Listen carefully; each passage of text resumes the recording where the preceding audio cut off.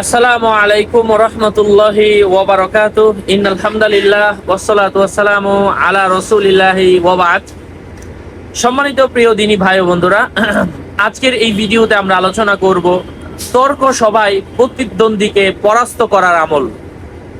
তর্কের মধ্যে প্রতিদ্বন্দ্বী আপনার কাছে হেরে যাবে এমন একটা ছোট্ট আমল আপনাদের সাথে শেয়ার করব। সাথে যুক্ত আছি আমি মুফতি জুবায়ের বিন ইমাম। ভেরিফাই চ্যানেলের ডেসক্রিপশন বক্সে ক্লিক করলে আমার পেজ এবং আইডি আসবে। এটা ছাড়া আলাদা অন্য কোনো পেজ নেই, কোনো আইডি নেই, কোনো ইমো নেই, হোয়াটসঅ্যাপ নেই, টিকটক নেই। নাম ছবি দেখে বিভ্রান্ত হওয়া যাবে না। প্রত্যেক ভিডিওতে আলাদা আমি সাবধান করি, সতর্ক করি। যাই হোক, সম্মানিত প্রিয় উপস্থিতবৃন্দ,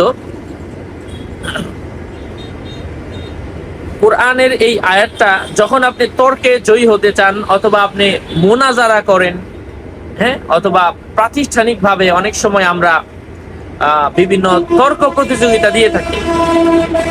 বিশেষ করে আজকে আমার এই আমলের মাধ্যমে ছাত্র ছাত্রীরা বেশি উপকৃত হতে পারবে। আমি সেই আয়াতটা বলে দিচ্ছি। আউযু বিল্লাহি মিনাশ শাইতানির রাজীম। বিসমিল্লাহির রহমানির রহিম। ইন্নামাল মুমিনুনা ইখওয়াতুন ফাআসলিহু বাইনা আখওয়াইকুম ওয়াত্তাকুল্লাহা লাআল্লাকুম তুরহামুন।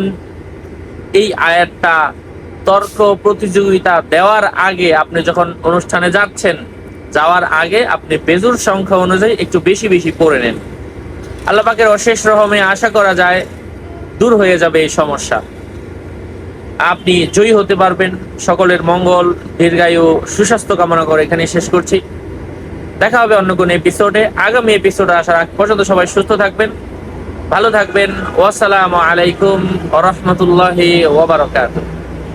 আর এই কিতাবগুলোও যদি প্রয়োজন পড়ে, যারা ছাত্রছাত্রী আছেন আমার সাথে যোগাযোগ করে নিয়ে নেবেন 0908183699।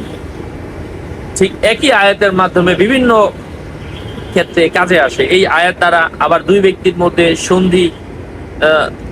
মধ্যে সন্ধি স্থাপন করা যায়। আরো বিভিন্ন ধরনের আমল রয়েছে। হ্যাঁ, আসসালামু আলাইকুম ওয়া রাহমাতুল্লাহি ওয়া বারাকাতুহু।